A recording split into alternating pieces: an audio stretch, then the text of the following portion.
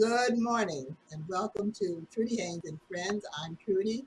My friends include Kathy Lee, the original, Jerome Roberts, the Gator, and Gary Williams, the man about town. And there's one thing that all of us probably have done in our lifetime is smoke a cigarette. Yes, I have too. But let's see how this all started for us because we didn't invent it. We're not the cause of it, but we sure help to promote it. Kathy, start us Yes, off. yes, yes. Okay. Tobacco has its origins in Central America, primarily Mexico. The indigenous people that lived there, the Mayans, the Incans, and whatever you want to call them, without no disrespect intended, used it for religious, ceremonial purposes, and I guess just general relaxation, because the basic structure is the nicotine. And nicotine is for pain relief, et cetera, et cetera, et cetera. However, my question to you, my opening question is, how would you feel if a company, a tobacco company, actually had this in mind to increase African American tobacco use, to use African Americans as a frontline force to defend industry, policy positions, and to diffuse tobacco control efforts? I'm going to continuously push and push into this community until I can actually state that uh, where I'm actually having tons of, I don't want to say tons, I want to say thousands of African Americans dying from tobacco use, just like we have been for the past 500 years. It's been killing us for over 500 years. That's what tobacco is. So I'm opening up this discussion to Jerome and Trudy and Gary to find out, why is it that we as a people are still supporting our own death? We're worrying about COVID. We're worrying about alcoholism. Okay. But we eat more sugar. We smoke more cigarettes. They were designed, menthol cigarettes were designed for African Americans. They actually have increased the number of, I think over 5,000 ingredients are now in one cigarette to make it more addictive. And now they're moving into vaping with our children. And the billboards are throughout the entire community. So I'm opening up the floor for that. Your thoughts? Tobacco was Go ahead, one Joe. of the first big crops in America, and the colony of Virginia thrived on tobacco. This is before cotton became the big thing. There was tobacco, and so we farmed it and we shipped it basically to Europe because that's where most of the tobacco was being smoked. But then as the markets, and they needed more markets, they wanted more people to smoke, they started pushing it locally and they started pushing it especially to blacks. And we're integrally a part of that industry. I agree. I I personally agree. never smoked, I agree. but But you know what? I'm I'm looking at sorry. an Go ahead. ad. I'm looking at an ad from 2007, and it's juxtaposed with an ad from the late 1800s, the original Jim Crow. And the dancers, the Jim Crow character and the black guy in a I think it's a Newport commercial, they have the exact same dance going on. So did Newport knowingly do that? Who knows? But It was definitely deliberately done. It was definitely like cool.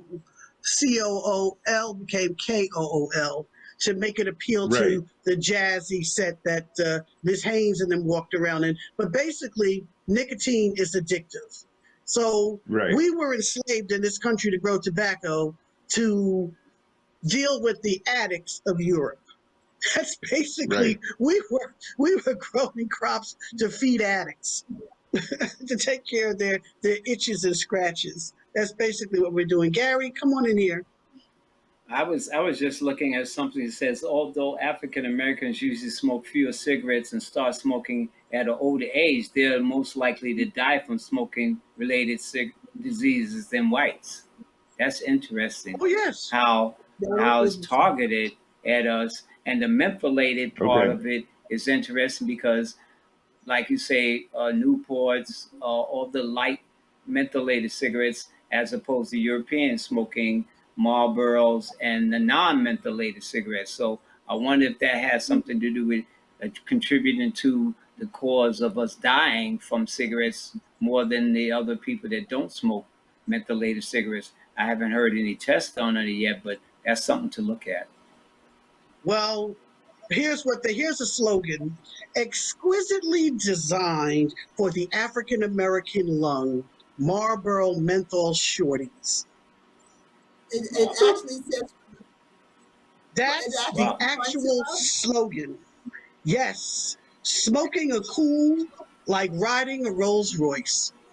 And guess Hmm. where when they found out that they always thought it was highly addictive. I mean, even King James the First in England said this stuff is highly addictive. People can't having trouble breathing. That's what they're doing. But the Native Americans used the dry corn husks. They roll the tobacco in it, and they would actually roll the little cigarettes like that, and they would smoke them like that. But I mean, that was in Cuba, where Columbus landed, and everybody likes a Cuban cigar. It's a good Cuban thing. But I mean, would you walk a mile for a camel? Not if you smoke. You can't even walk 10 feet. So, I mean, when you look at the how addictive it is and how they've known for centuries that it's been addictive and that it's a killer. And then they deliberately target children because I know that Gary watched the Flintstones, and I know he saw cigarette commercials in there. And I know in our last show we talked about Ebony and Jet magazine. Everybody that I know, if you had money, had those magazines coming into your house. And what were they full of? The same thing they're always full of: cigarette ads. They had featuring tall, dark, and handsome people. They had alcoholic ads. That's all they ever pushed in the community. And speaking of ads, there's someone that also made history that is sitting here, and her name is Trudy Haynes. Because Trudy Oh, Haynes, unlike the you had to first go do that, Lucky huh? Strike person, yeah, I put you up there, Trudy. I certainly did because you pushed to African Americans and you didn't know that you were being used. But Janice Yes. Jarrett was the first Lucky Strike girl, and she was a European American. And of course, she died of cancer because you stopped smoking, but she didn't. And it's just absolutely amazing. So, to the audience, if you know that you're being played, if you know that you're being targeted, what are we going to do about it? What do you think, All right, Jerome? wait a minute. Wait a minute Well, before Jerome comes in. Jerome, wait a minute. yes, ma'am. I also a period of time, give me 30 seconds to explain. At that point, I was a model for the Grace Del Marco Studios in New York. That was a Black-owned agency and the first commissioned by the New York State Congress to own a model agency. So I earned money for that, not knowing its background and its history as you've explained it. But I didn't smoke that cigarette. I always smoked other people's cigarettes because I was on what do you call that, for the sorority. And one of the things that you Delta, you're had a to do, Delta. yeah, She's now AKA. you AK. Oh, you're AKA? Oh, Uh-huh. And what we had to do as what do you call the kids that are not old? See pledges? how I've forgotten. A Anyway, pledge? what we had to do was to carry cigarettes for the sorors, and that was one of them. And I guess somebody said, "Well, let's make her a model for Lucky Strike," I think it was. But I wasn't smoking Lucky Strikes. I was smoking OPs, and that's other people's cigarettes because I had them and I had to have them for the soror. And I did end up smoking for about another 4 or 5 years after that. And that was when I had graduated. And I had to stop because my son at that time, I had married, and my son wouldn't do his lessons. And he said, well, if you stop smoking, I'll do my lessons. And I stopped smoking and I haven't smoked since. Yeah.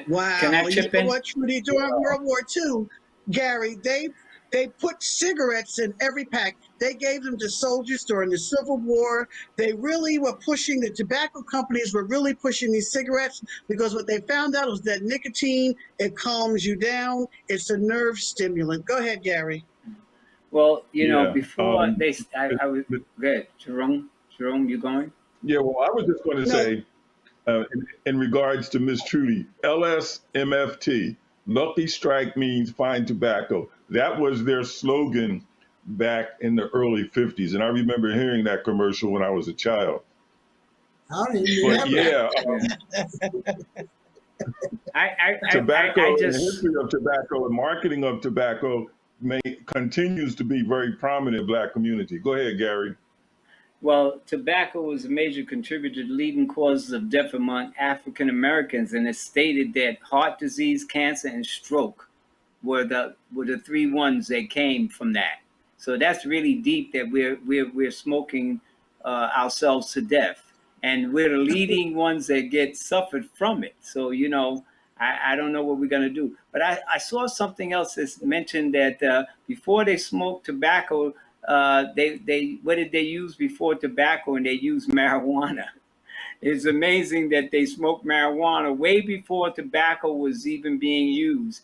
And now you have the laws and everything leasing, and you got marijuana shops and all these kind of places open up where it's legalized now. That's very interesting, the correlation between what they didn't use before and how it has grown and how it has become now American. processed, It's along with the process that amazing. they use, the processing that they use to make tobacco, because I think there's got to be something in it well, in order to make you Gary, become There's something in it, all right. Is Gary, the right doing though? yeah, but outside of the money natural separates all tobacco. men. But Hmm? money separates all men from God. I'm just going to Yeah, tell you straight up. If they can make a yeah. buck, they're going to sell it to you. And Yeah. even when I look at my phone, we don't realize what's happening to the people that are even manufacturing these phones, that are putting them together. They're putting in 20-hour work weeks, they're committing suicide. We don't care as long as we get the phone. We're addicted to the phone. I have people, you Hmm. watch them walking in with their phones. I mean, they're always live shooting themselves because they're addicted to themselves. When you look at how we are being socialized to have all of these different types of uh, proclivities and challenges we're continuously creating for ourselves, it's absolutely amazing that they would actually tell women to reach for a lucky instead of a sweet to keep a slender figure that no one can deny. Everything, Mm. knowing that it's creating death. And yet, But I, into the valley of death rode the 500, cannons to the left of me, cannons to the right of me, smoking a cigarette, because that's Yeah. what they gave them. And it's Well, just amazing that we are killing ourselves just like we won't wear a mask. We're killing mhm. ourselves. I'm glad you Yeah. At brought one that up. time, Now, wait a minute, Gary. Gary, okay. wait a Yes. minute, Yes. because Yes. that's a very good comparison. When you told, if you go into a restaurant, no smoking here, or any place you go, the movies, on the vehicles, public transportation, a lot of places tell you no smoking, and you don't go in. But if they tell you you have to wear a mask, you get angry. Okay, go ahead. I just wanted to point out So things that so we can separate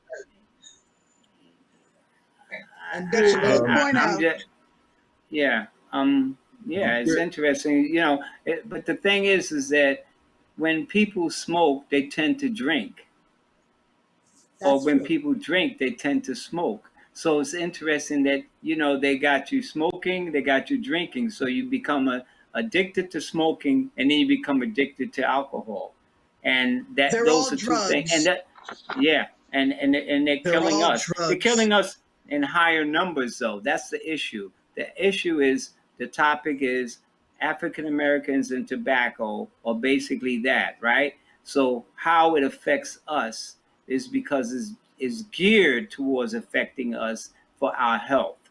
and I'll decline. So my thing is, how do you get out of it? How do you stop it? Well, you Well, stop Gary, it I by, don't drink. I mean, I don't smoke. Mm-hmm. So, Oh, and I I drink don't okay. drink. top shelf liquor, so, but Mm-hmm. I I don't don't drink. smoke. I don't do that. Because I noticed I that don't do that. when I did smoke, when I drank, the imbibing instinct was to have a cigarette.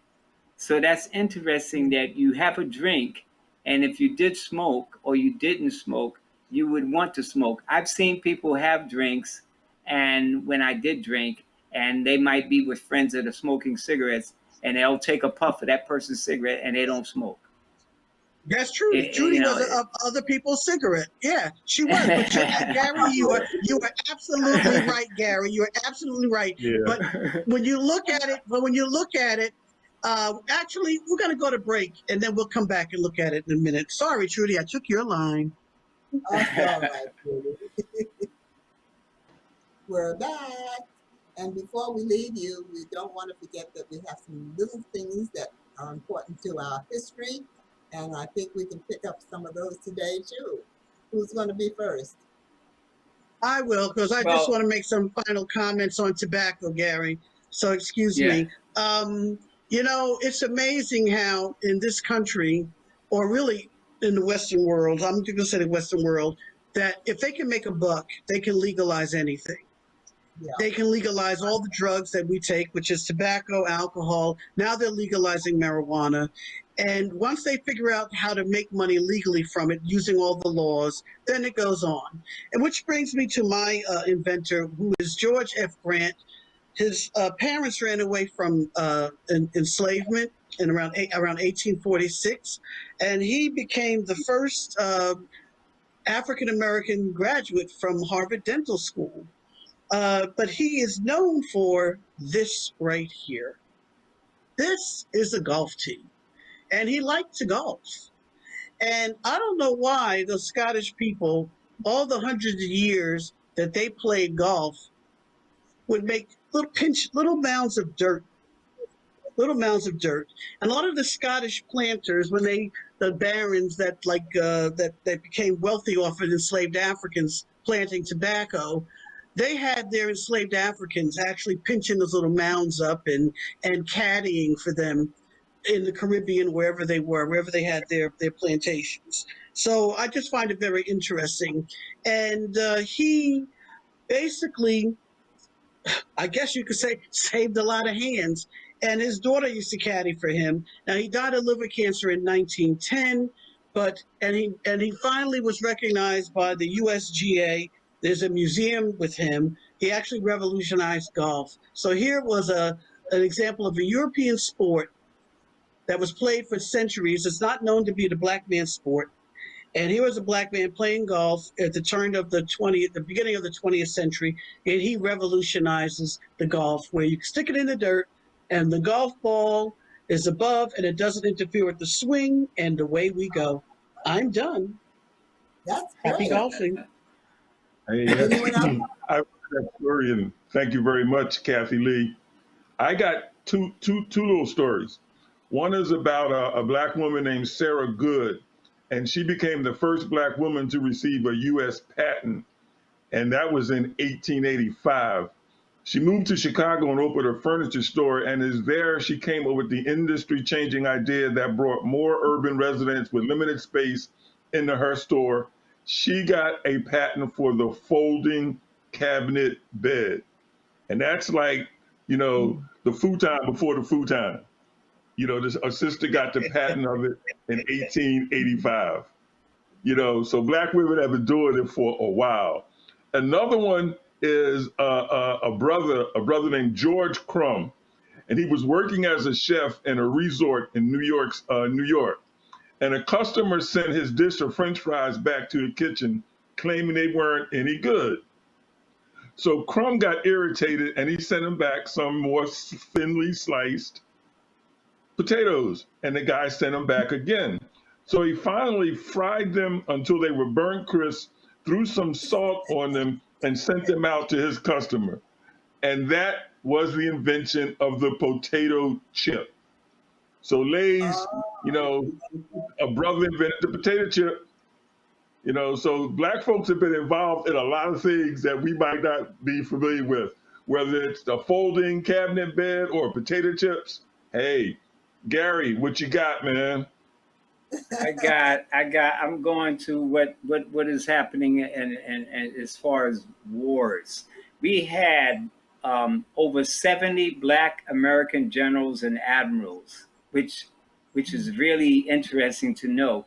And I also got that the principles that they use in the military academy today was practiced from Shaka Zulu, who was a famous warrior back in Africa um, many years ago. I can't give you exact date, but Shaka Zulu. You can look it up, folks, if you want to find out about your history, which ties in. And it is amazing that we had over 70 black admirals and generals in the military. So that tells you that we know about strategies of fighting. So that's something Which that is military, not told. Gary?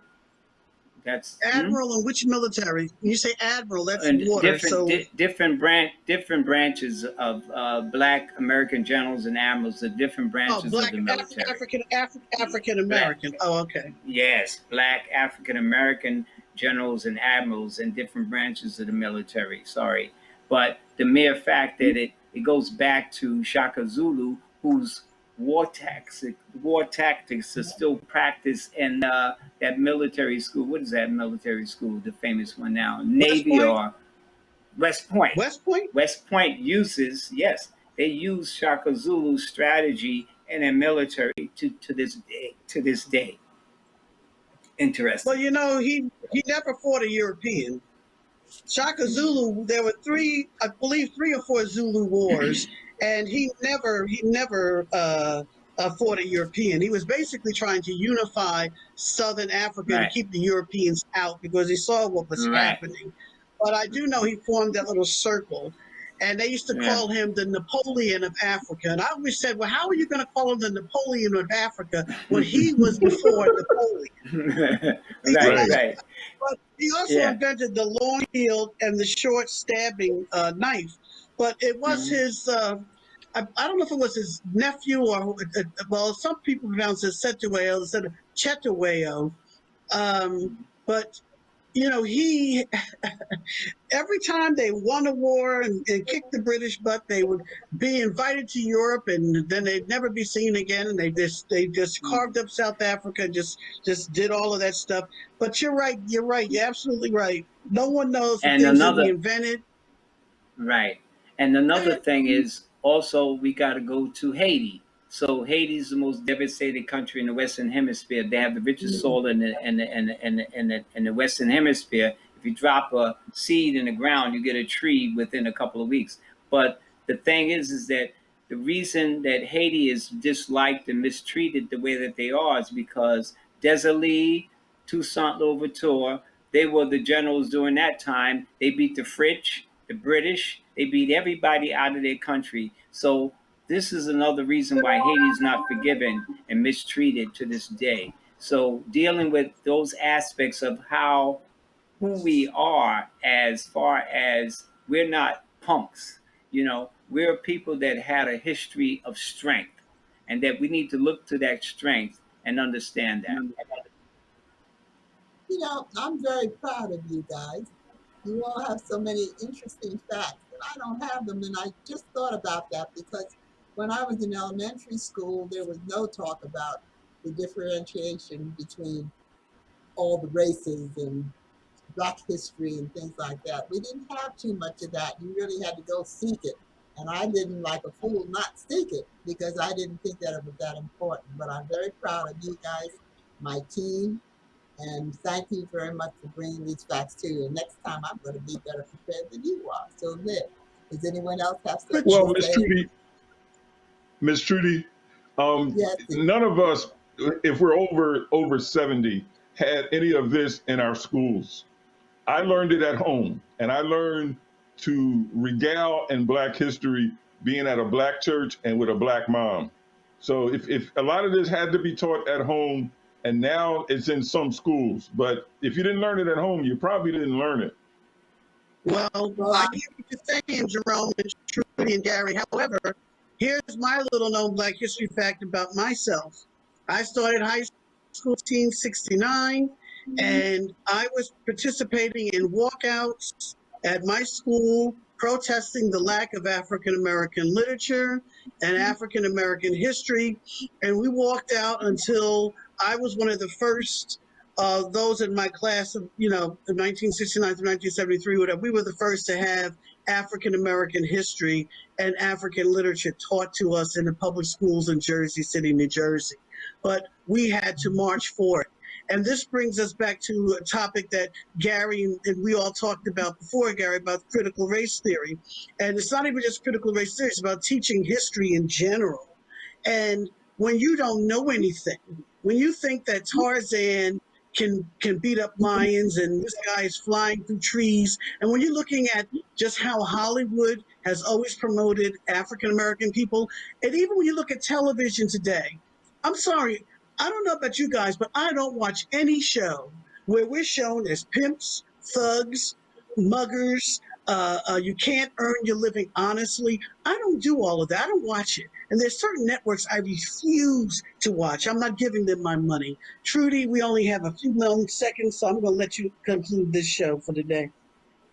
well, I think what you just finished with is very important to us, of not watching some of these shows that are showing us in a bad light. We've had enough of that in our past from Hollywood, and we don't need it anymore. They're trying to clear it up, but I'm not even pleased with some of the ways that they're clearing it up, because they are bringing back a lot of tragic things that we don't need to be talking about. Theft and killing and misery and things like that. We need to be looking up, and you've provided, all three of you have provided some of those things that we can look up to. We have a lot of history right here in Philadelphia, and I'm going to start bringing some of that to you. So, okay, You gang, know, you're on. I just want to make one comment. Today, I heard in China that they're not allowing the youth to use their phones or anything like that for video games or games that they play on the video, because it's damaging their society by them doing these type of things. So now they have to go through a certain procedure in order to watch and play video games on their phones. They're stopping that in China today, I heard. Well, we're all prepared for better things in the future. Be sure to be back with us, City and Friends. Have a blessed day.